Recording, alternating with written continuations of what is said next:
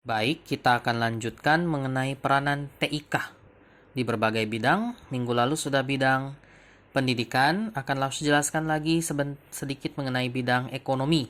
Ya, kita review yang bidang ekonomi. Pertama, alat pengolahan data. Jadi di bidang ekonomi itu jelas sangat berfungsi, TIK itu sangat berperan besar. Ya, karena komputer digunakan untuk mengolah data. Data apa saja? Data gaji karyawan, data pegawai, data perusahaan tersebut, ya, data barang-barang, inventaris, stok, dan lain-lain. Bahkan perbankan juga jelas ya. Nah, itu namanya pengolahan data, menghitung gaji, menghitung jumlah stok barang, jumlah penjualan, pembelian, dan lain-lain. Itu sudah merupakan pengolahan data. Pakai apa? Pakai komputer, pakai laptop, ya, pakai server, dan sebagainya. Nomor 2, media promosi. Ya, TIK digunakan untuk promosi atau iklan perusahaan, jelas ya, di koran, televisi, radio, bahkan ada yang bekerja sama dengan operator ponsel pakai SMS untuk promosi, banyak. Ya, semua iklan yang ada, iklan produk itu merupakan promosi. Promosi apa? Promosi perusahaan. Berarti itu merupakan peranan TIK menjadi media promosi. Yang ketiga, media komunikasi. Jelas, telepon, mesin fax, aplikasi email, SMS, website, semua digunakan untuk berkomunikasi antar pelaku bisnis dengan konsumen, dengan pembeli, dengan penjual. Ya, kalian bisa komplain ke perusahaan, komplain ke suatu produk, komplain mengenai suatu produk lewat telepon, lewat email ke customer service-nya. Itu merupakan sebuah komunikasi ya antara pembeli dan penjual, penerima jasa dan penyedia jasa. Selanjutnya, sumber informasi. Jelas, informasi mengenai harga saham, nilai tukar uang atau kurs dolar, nilai emas, harga emas, dan perkembangan bisnis dunia itu sangat dibutuhkan di dunia industri, dan informasi tersebut dapat diakses secara cepat melalui internet. Jadi TIK itu merupakan sumber informasi di bidang ekonomi. Selanjutnya adalah transaksi perbankan. Dunia perbankan jelas ya, tidak lepas dari TIK. Nah, bisa kita lihat salah satunya yaitu e-banking, electronic banking. ATM, internet banking, m-banking itu semua termasuk ke dalam e-banking atau electronic banking. Meliputi sistem yang memungkinkan nasabah, baik individu maupun bisnis, untuk mengakses rekeningnya, melakukan transaksi bisnis, mendapat informasi produk dan jasa bank melalui jaringan pribadi atau publik termasuk internet. Nasabah mengakses e-banking melalui apa saja? Melalui komputer, PC, laptop, PDA, tablet, ATM, smartphone, dan atau bisa juga telepon. Kita lihat beberapa aplikasi e-banking. Yang pertama adalah ATM. Jadi ATM itu termasuk e-banking. Kalian ke ATM buat apa saja? Dulu cuman bisa tahu saldo sama tarik tunai, tapi sekarang ATM sudah bisa melakukan banyak hal. Mulai dari setoran tunai, ya, kemudian pembayaran, kartu kredit kayak listrik kayak bayar telepon, bayar air, ya, pembelian voucher, pembelian tiket, transfer, bahkan bisa pindah buku antar rekening, semua bisa dilakukan di ATM sekarang. Ya kan? Nah, itu sudah merupakan aplikasi dari e-banking, electronic banking. Kemudian yang kedua ada phone banking. Nah, phone banking itu memungkinkan nasabah melakukan transaksi via telepon. Tentu saja yang ditelepon adalah banknya ke customer service-nya. Lalu yang ketiga, internet banking. Hampir sama dengan phone banking, tapi dilakukan melalui internet, melalui website bank tersebut. Nah, untuk keamanan, di dalam internet banking disediakan pula alat seperti ini. Pasti sudah pernah lihat ya, mungkin orang tua di rumah punya ya, token namanya. Nah, ini adalah peranti keamanan yang akan memunculkan nomor-nomor unik yang hanya bisa diakses oleh yang punya alat tersebut, sehingga mencegah penyalahgunaan internet banking. Internet banking dan phone banking sama ya. Bisa apa saja, bisa cek saldo, bisa melakukan pembayaran, bisa transfer, dan lain-lain. Kemudian SMS atau mobile banking. Memungkinkan nasabah untuk bertransaksi via handphone dengan perintah SMS. Nah, dulu sebelum ada Android, yaitu menggunakan SMS. Tapi sekarang SMS sudah ditinggalkan. Kenapa? Karena sudah lebih banyak menggunakan aplikasi bank-bank tertentu. Ya, bank-bank semua sudah punya aplikasi sendiri. Jadi kalau mau transaksi cukup pakai aplikasinya dengan jaringan internet, tidak lagi menggunakan SMS banking. Jadi mobile bankingnya berubah dari SMS ke menggunakan aplikasi. Itu ya.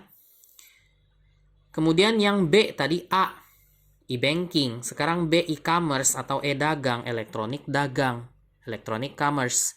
Transaksi penyebaran, pembelian, penjualan, pemasaran barang dan jasa melalui sistem elektronik seperti internet dan TV, web, jaringan komputer lainnya. Melibatkan transfer dana elektronik, pertukaran data elektronik, sistem manajemen inventory, dan pengumpulan data otomatis. Nah, ini jelas sudah tahu ya e-commerce seperti apa. Contohnya ada Traveloka, Pegi-Pegi, Agoda, hotel, tiket.com, ya, termasuk pembelian Tix ID ya, pembelian tiket bioskop dan lain-lain. Itu semua masuk Tokopedia ya, itu semua masuk ke dalam e-commerce. Ya, Lazada, Blibli, banyak kan sekarang toko-toko online. Ya, saya rasa sudah cukup jelas e-commerce. Kemudian m-commerce, mobile commerce. Ini sebenarnya sama aja dengan e-commerce, cuman menggunakan perangkat mobile atau portable seperti handphone, tablet, notebook. Ya, selain m-dagang, istilah lain adalah m-business atau mobile business. Pada saat pengguna komputer berpindah dari satu tempat ke tempat lain, misalnya sewaktu berada dalam mobil, bisa menggunakan m-dagang, ya, bisa menggunakan perangkat-perangkat tersebut, misalnya handphone, untuk melakukan transaksi jual beli, maka disebut dengan m-commerce. Ya, kurang lebih sama dengan e-commerce, tapi m-commerce itu menggunakan peralatan mobile, ya, berpindah-pindah. Selanjutnya ada l-commerce, l-dagang. L-nya itu location base. Contohnya seperti apa? Seperti gambar ada Gojek, Grab, aplikasi jasa antar jemput, itu termasuk l-commerce. Kenapa l-commerce? Karena dia location base, berbasis lokasi. Sistem perdagangan elektronik atau e-commerce yang menekankan pada pencarian informasi yang dihasilkan oleh GPS dan satelit. Berbeda dengan m-dagang yang menekankan pemakaian mobile, l-dagang menggunakan peralatan mobile atau komputer jenis desktop untuk pencarian mengenai letak suatu tempat, misalnya letak restoran, kemudian pengiriman paket. Ya, contohnya jelas tadi sudah disebutkan ya. Gojek, Grab, dulu ada Uber, ya, di Uber masih ada di luar negeri ya, kalau di Indonesia nggak laku. Nah, itu semua termasuk JNE segala macam ya, UPS, Federal Express segala macam, Tiki, nah itu juga termasuk l-dagang. Ya, termasuk Shopee yang Shopee Food gitu ya, pengantaran. Nah, itu sudah termasuk ke dalam l-dagang karena kamu membeli karena kamu melakukan pembelian kemudian diantarkan melalui aplikasi-aplikasi tersebut. Gitu ya. Nah, ini adalah peranan TIK bidang ekonomi. Selanjutnya kita lihat di bidang kesehatan.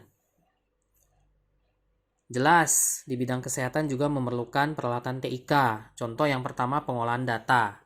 Ya, banyak rumah sakit, terutama yang besar-besar, menggunakan sistem informasi rumah sakit yang digunakan untuk mencatat data pasien, data rekam medis, data obat. Bahkan sudah banyak yang terintegrasi dengan pihak bank sehingga bisa melakukan pembayaran melalui e-banking. Jelas ya. Media promosi. Memanfaatkan website sebagai media promosi sekaligus media sharing informasi terkait kesehatan.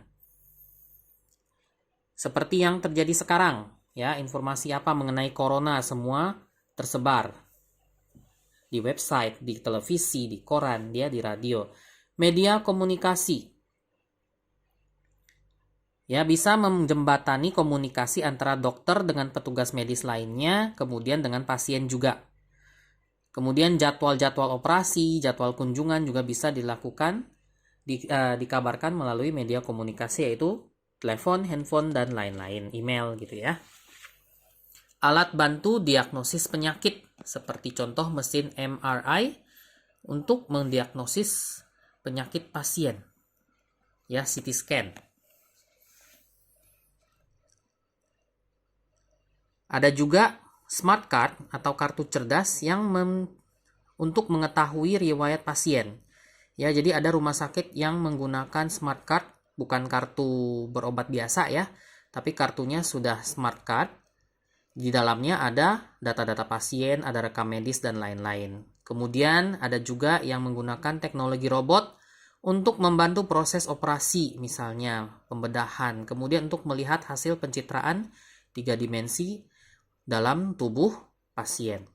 Oke, itu mengenai peranan TIK bidang kesehatan.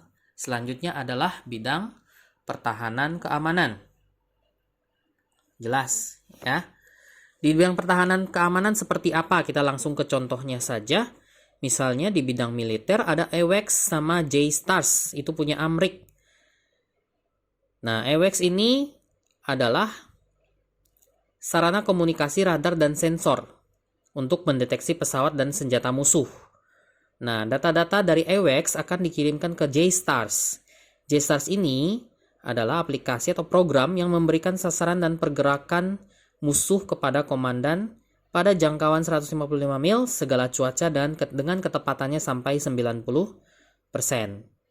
Selain itu, TIK dapat digunakan sebagai simulator untuk menyimulasikan formasi dan kekuatan musuh, sehingga efektif serangannya. Kalau di Indonesia juga ada, yaitu Soyuz, Sistem Simulasi Pertempuran Udara. Kemudian TEDAS, yaitu Sistem Transmisi Situasi Data Udara. Soyuz dan TEDAS memberikan situasi sebenarnya wilayah udara nasional Indonesia, bahkan mendeteksi penyusupan udara oleh pesawat asing. Nah, jadi intinya apa di bidang pertahanan dan keamanan ini? Yaitu penggunaan teknologi-teknologi untuk membantu keamanan. Tadi ada AWACS sama JSTARS. Ya, AWACS itu kayak radar, sensor, mendeteksi pesawat musuh. Kemudian JSTARS bisa memberikan gambaran pergerakan musuh. Nah, itu program-programnya. Lalu apalagi kalau di Indonesia ada sistem untuk pertempuran udara, simulasi. Nah, kemudian itu Soyuz, kemudian TEDAS untuk sistem transmisi situasi data udara, sehingga bisa mengetahui bila ada musuh yang datang lewat pesawat gitu ya. Apalagi selain itu juga pendesainan senjata ya, baik senjata api sampai senjata berat, sampai tank, helikopter, itu desainnya melalui apa? Desainnya melalui komputer. Ya kan? Nah, itu sudah merupakan peranan TIK bidang pertahanan dan keamanan. Selain itu juga ada teknologi satelit, kemudian teknologi radar, ya. Kita yang terakhir adalah peranan TIK bidang sosial budaya.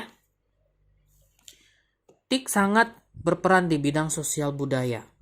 Pertama, kita ada yang namanya jejaring sosial. Nah, ini berhubungan dengan yang terjadi beberapa waktu lalu. Tiba-tiba Facebook, Instagram, kemudian WhatsApp down. Dengan tidak berfungsinya ketiga aplikasi ini menyebabkan orang-orang banyak juga yang kebingungan ya.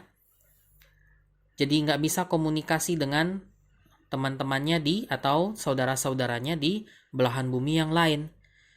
Nah, jadi ini peranannya, baiknya adalah bisa menghubungkan kita dari satu tempat ke tempat yang jauh. Tapi jeleknya apa? Kita jadi cukup ketergantungan. Karena dia misalnya dalam satu keluarga cuma pakai WhatsApp. Kalau WhatsApp-nya down, otomatis tidak bisa berkomunikasi atau sulit untuk berkomunikasi. Gitu kan? Padahal masih banyak aplikasi-aplikasi lain yang bisa dipakai seperti Telegram, BBM, Line, dan lain-lain. Nah, tapi karena memang manusia-manusia sekarang lebih senang kepada yang banyak digunakan. Nah, kebetulan yang banyak digunakan adalah WhatsApp. Jadi, kalau WhatsApp-nya sekali down, nah langsung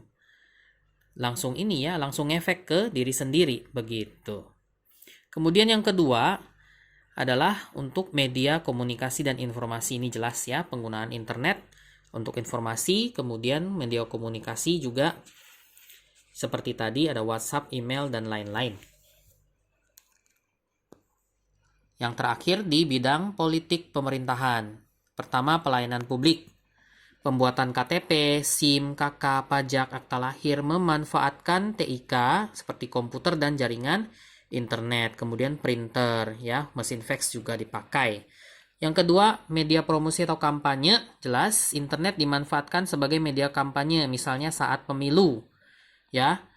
Siapa calon presidennya, partai apa saja, siapa calon DPRD-nya, DPR-nya, itu semua dilakukan di media TIK. Koran, TV, radio, internet, ya kan? Dan pemerintah juga punya website-website sendiri. Nah, website pemerintah ini berfungsi bisa juga tadi pelayanan publik. Ya, misalnya kamu mau mendaftarkan KK lewat website gitu ya. Atau bisa untuk promosi program-program pemerintah lewat website, bisa juga sebagai media informasi. Ya, informasi. Kira-kira apa saja yang terjadi di Tangerang? Bisa ke tangerang.go.id. Ya, berita apa saja mengenai Tangerang, corona bagaimana perkembangannya, atau ada kejadian apa, bisa melalui website pemerintah. Gitu ya. Jadi inilah adalah peranan-peranan TIK di berbagai bidang. Sudah selesai nih babnya. Lalu saya harap bisa dipahami. Kalau bingung silahkan tanyakan lewat grup atau bisa juga lewat Japri. Videonya sampai di sini. Selamat belajar.